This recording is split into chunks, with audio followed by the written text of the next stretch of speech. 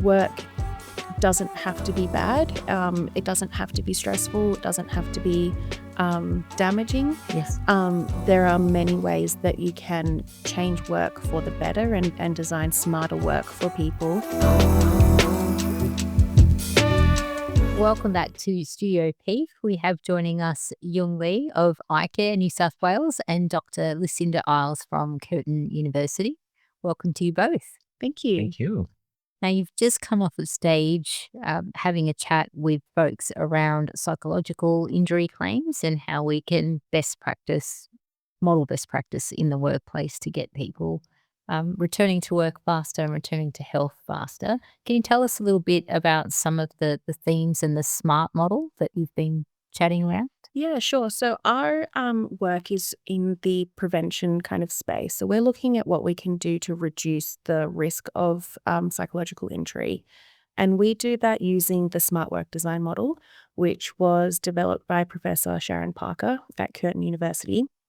And the SMART work design model looks at how we can categorize all the different tasks and responsibilities and relationships and all the things we do at work into a nice little model.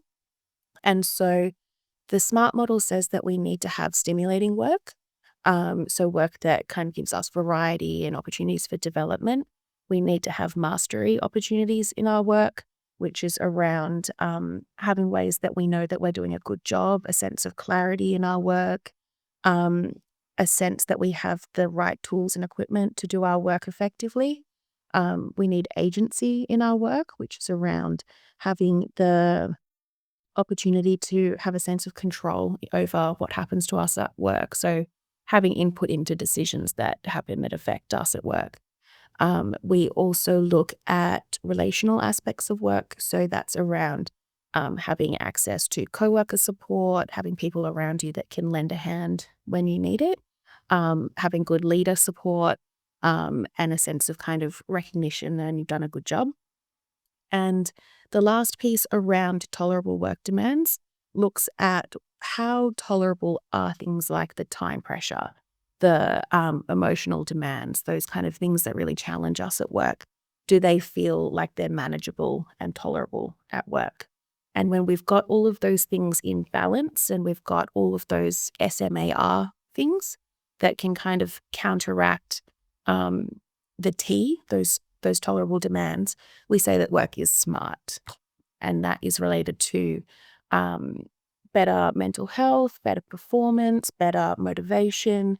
And so we use that as a tool to reduce the risk of psychological injury. And psychological injury claims are on the rise. Mm-hmm. That's not breaking news, but we do see that there seems to be a lot of discussion around psych injury claims, but not necessarily enough discussion about how do we prevent psych injury. Yeah. And it seems quite reactive. Yeong, was that an impetus to launch the Design for Care initiative? Yeah, it's a really great point because we really need to look at this wicked problem from both ends, both from the prevention as well as the early intervention or management end.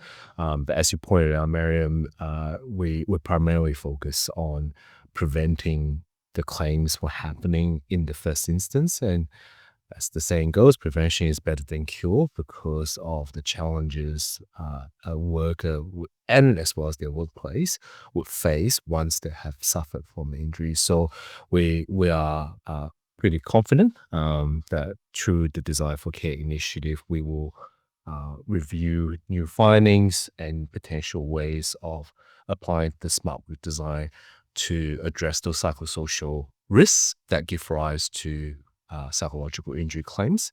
But also, I think as we just step off on the stage, talked about very, very briefly, is how the SMART design could actually apply for return to work as well. So it's an end-to-end system that we are actually looking. Yeah, I was thinking that because as you were speaking about it, I thought, wow, what a great opportunity.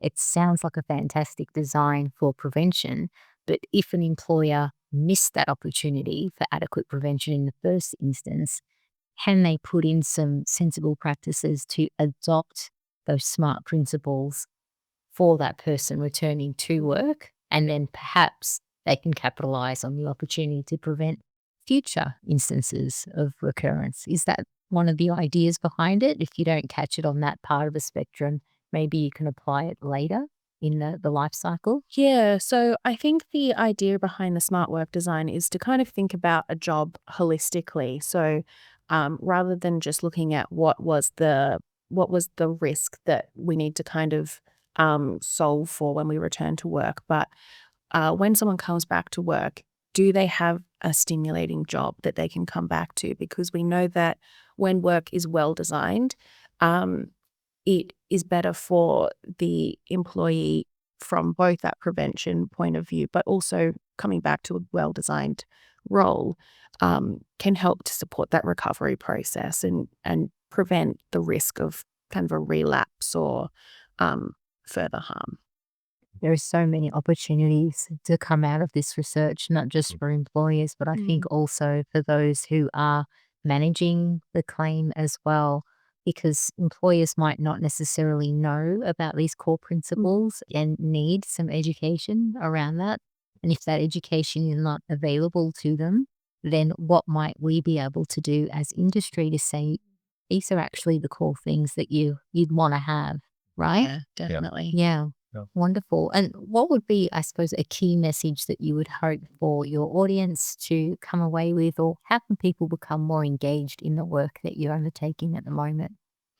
I think a key message that I would love people to take away from our work is that work doesn't have to be bad. It doesn't have to be stressful. It doesn't have to be damaging. Yes.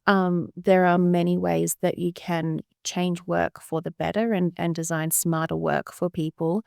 And a key part of that is really involving the employees, even from that kind of prevention point of view, getting employees in a room to discuss the challenges in their work and help give them a space where they can voice their ideas for solutions can be a really powerful way to create change in the workplace.